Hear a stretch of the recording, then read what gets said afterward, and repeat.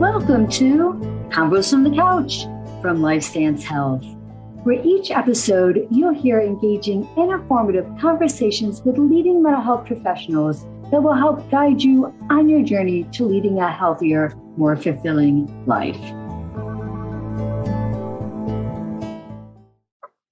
Hello, and welcome to Convos from the Couch by Lifestance Health.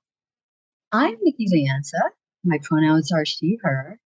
And on today's episode, I'll be talking with Jae Swanson, clinician from one of our Philadelphia offices, on the topic of understanding the gender continuum.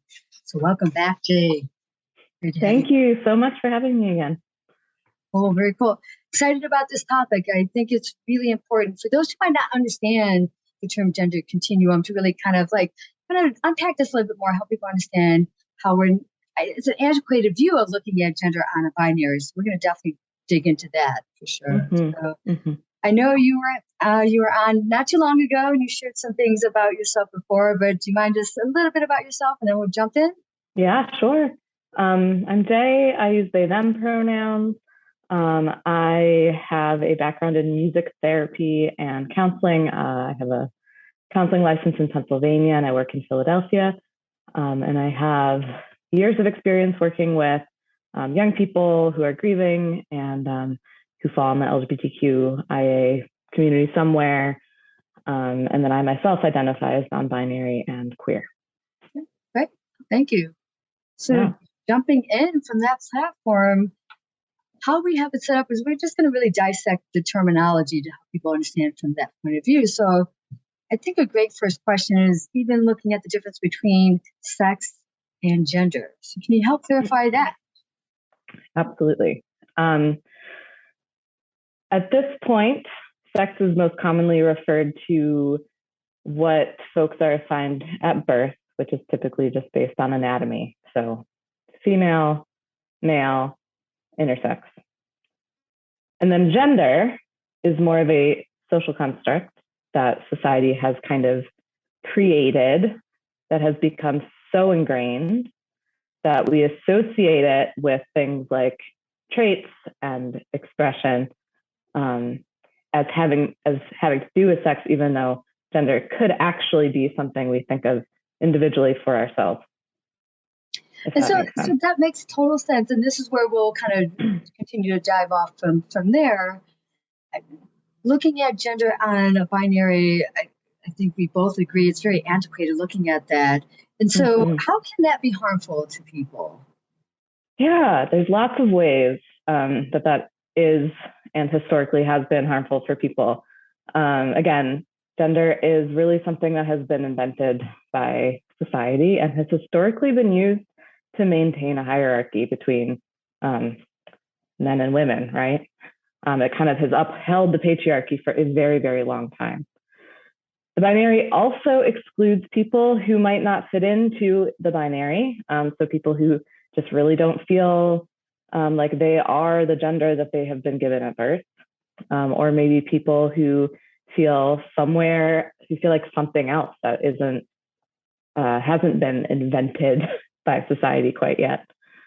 When we look at gender as a binary, we're assuming that gender is fixed and that gender is related to anatomy, biology, and that is, again, something that's kind of been constructed, right? And then the binary doesn't allow for more gray area, and it doesn't allow for fluidity. It doesn't allow us to just kind of be able to express what we feel every single day. And I think of it sometimes too as black and white thinking, right? Like we as therapists, we try to help our clients not think in that way, but the binary is very black and white. Right? Oh, for sure. Right. So that's just some of the ways. Yeah, no, you bring up really good points. I think looking at the social construct of it might be confusing for some people who maybe never thought of it from that point of view. So I think it's really key to bring that up, for sure. So as we continue to dig a little deeper, talk to us about gender identity. Tell us more about that. Yeah, so gender identity is how I think of it, is how an individual kind of experiences, defines for themselves, expresses for themselves their personal gender, and that may or may not have anything to do with their actual gender assigned at birth or their sex. Great, good, concise way of describing it. Personal gender, what it means to us. I think that's another key thing to really focus in on, and shifting for those who maybe have a harder time understanding this, really helping people shift their mindset with things too. So how personal our view of our own gender is and how we identify. For sure. And how much do we individually think that we have to look a certain way because of what we were told we are? Right. We all do that up to some extent. Yes, we do, for sure. Which then I think is a good lead into looking at gender expression. So tell us a little bit of defining gender expression and what that means. Yeah, that is basically just how do we express our own version of gender. So that can be through the clothes we wear, whether or how we wear makeup, our like body hair, like facial hair, our haircuts, because again, society has kind of given us ideals of what's more masculine and feminine in all these different ways. But yeah, that's basically how do we express our gender. Great. So then how does gender identity differ from sexual orientation? Yeah, so the two aren't super necessarily related. Sexual orientation is who are you attracted to, either romantically or kind of any other forms of attraction. If you look at asexuality, there's a whole spectrum of versions of that. And it really doesn't necessarily have to do with your gender identity, right? Which is just your gender identity. Right. Now, gender and sexual orientation intersect because we talk about attraction in terms of gender, right? But our own experience of gender and our own sexual orientation may or may not be associated. And I wanted to mention too, there's two really awesome graphics you can find online. The genderbread person is one, and the gender unicorn is another one. They're both really excellent at delineating all these terms we just talked about, including the gender identity versus sexual orientation. So just Google either one of those things and it's right there for you. It's a great visual. I appreciate you mentioning both, because that's actually personally what I'll use with my clients as well, as we're navigating things to help them understand the difference between the terms and stuff like that. So yeah, thank you for plugging both of those. Yeah, absolutely. What does it mean to be non-binary? So non-binary identities are going to be different for every non-binary person, potentially. My experience of being non-binary is kind of not fitting in the binary. Like the word woman has never quite felt right for me. But the word man has never quite felt right for me either. I am just somewhere in between, or somewhere that's just neither one of those things. I tend to dress maybe a little bit more masculine of center as someone who was assigned female at birth, but sometimes I don't. And one thing about me that I am aware of when I'm in the world is I haven't shaved my legs in about 6 or 7 years.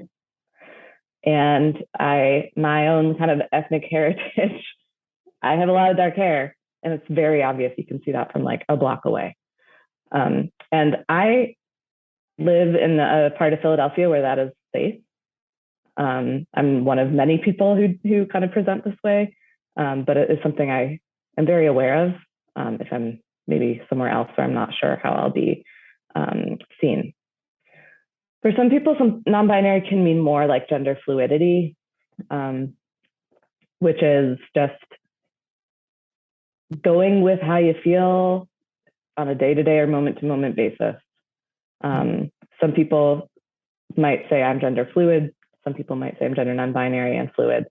So it is kind of different for everybody. Part of my non-binariness is using they, them pronouns. That just has felt right to me from the minute I started using it.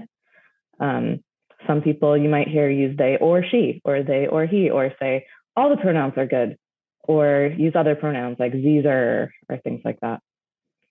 So that brings us to, why do pronouns matter then? Yes. There is something very affirming about your pronouns matching your gender experience, and very affirming when other people use the correct pronouns that also match your gender experience. It feels like you're being seen, Validated, respected. Yeah, good word. Yeah. And they, them can be a particularly difficult one for people to get used to. But when I talk about the pronoun they, them, I point out how often we use that. We use the singular they all the time in language if we don't know exactly who we're talking about. But it's when we can picture an individual person that suddenly we don't want to use the singular they, right? But the singular they is in the dictionary now,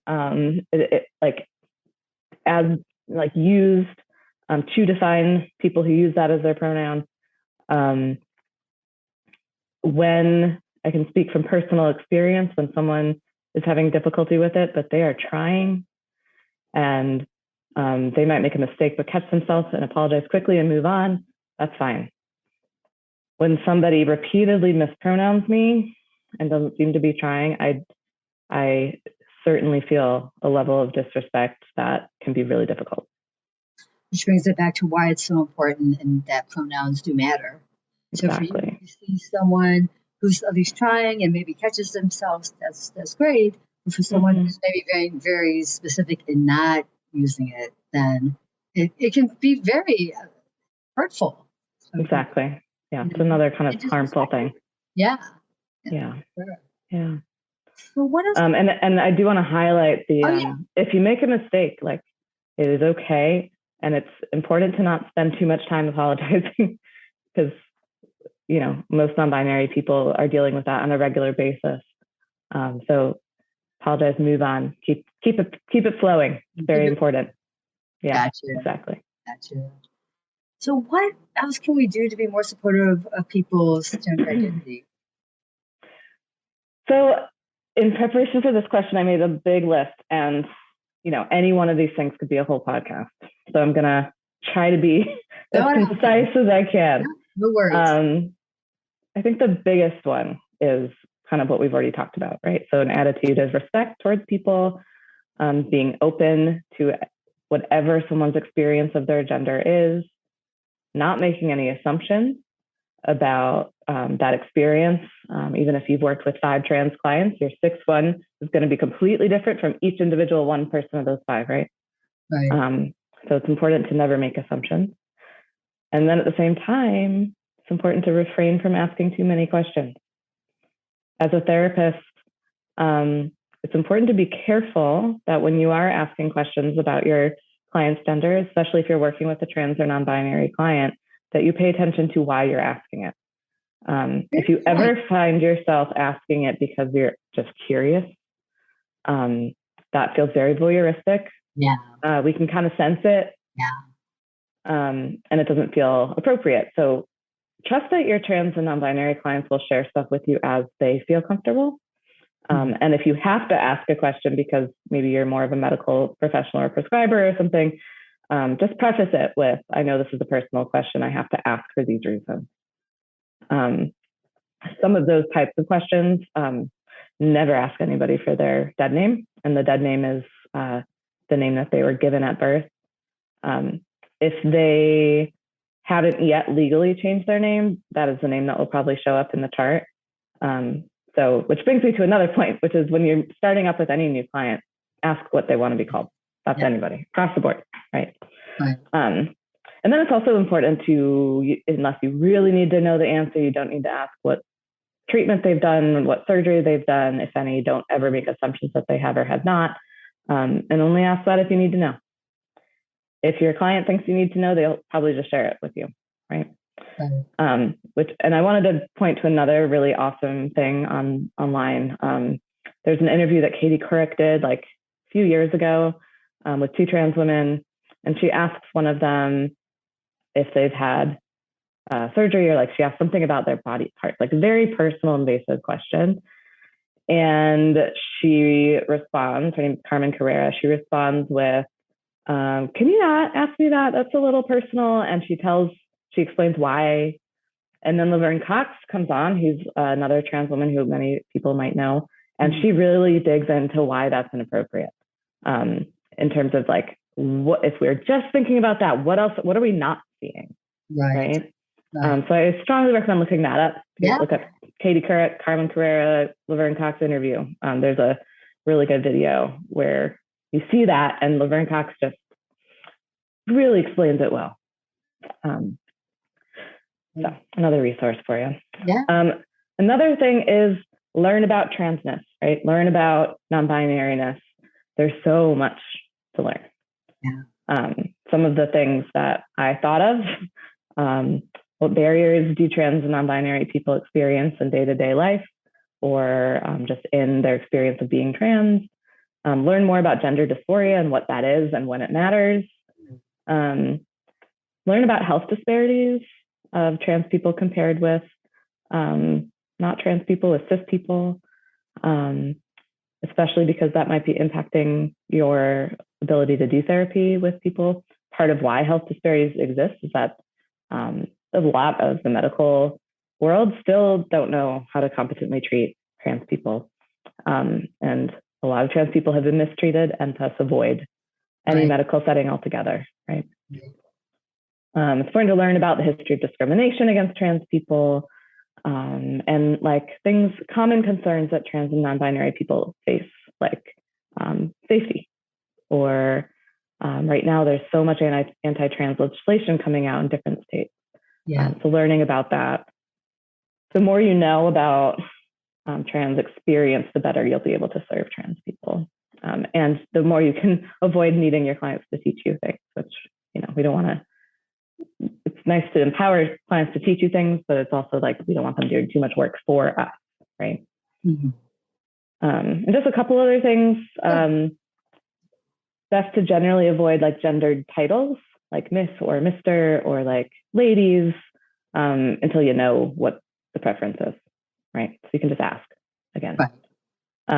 Better like more gender neutral terms, like if you're working with a group in group therapy, just like use the word folks or people. Rather than like you guys or anything gendered. And then another really good thing is to disclose your pronouns when you're talking with people or working with people, and ask people theirs. I don't always remember to do that. Like it's just so not common practice, but kids are doing it more often in schools now. So it's becoming more common practice, which is great. Sure. Yeah. And then I just wanted to name a very depressing fact, which is that we still are dealing in our country with trans women mostly being murdered. The Human Rights Campaign tracks how many people are killed every year. And so far in 2022, it's 25. And that's just people they know of. Oh, wow. And then it's typically highly majority Black trans women. They keep 25 trans people, high majority are Black trans women. 2021, it was about 50. All over the country. So an important thing to know, especially when you're thinking about the experience of being trans in the world and thinking about how safe people are and are not. No, thank you for sharing that fact, because it's very sobering, especially as we're seeing Black trans women, especially being targeted and killed. So exactly. Yeah. Sometimes by partners, by family members, by random strangers. Such a shame. Definitely such a shame. Can you share with us other takeaways you may have for us? Yeah, well, I wanted to share, that I think the LGBTQ community is one of the most joyful, resilient communities that there are. We'll never stop fighting for rights, even as they continue to kind of get stripped away. We also are gaining them at the same time in different ways. I want to point out that Stonewall, which was like one of the biggest queer, like the first kind of beginning of public civil rights movements for queer people, was led by two trans women of color. Often that gets covered. No, that's always commonly known. Right. Marsha P. Johnson and I think Daisy Rivera, something Rivera, and I should have looked that up before this, but those were the two big names. And then I wanted to offer a short excerpt, short-ish, maybe 1 minute excerpt from a poem. Love that. Please share it. Okay. And the reason I love this poem is that it kind of goes into some of the really hard things, right, about being queer and trans. And then it ends on this also really beautiful note that gives you chills. So the poem is by Andrea Gibson. Andrea Gibson is a white, non-binary, queer person. This poem book is called You Better Be Lightning. It's their most recent one. And the poem is called Queer Youth Are 5 Times More Likely to Die by Suicide. That's the hard truth at the beginning of the poem. Right. Queer youth are 5 times more likely to die by suicide means you lived 5 times harder than you should have had to still have a body when you graduated high school. Means hate worked 5 times harder to make your spirit its wishbone. Means when your mother asked what was wrong, you were 5 times more likely to believe you'd lose her if you spoke the truth. Means you were told 5 times more often you'd go to hell when you died.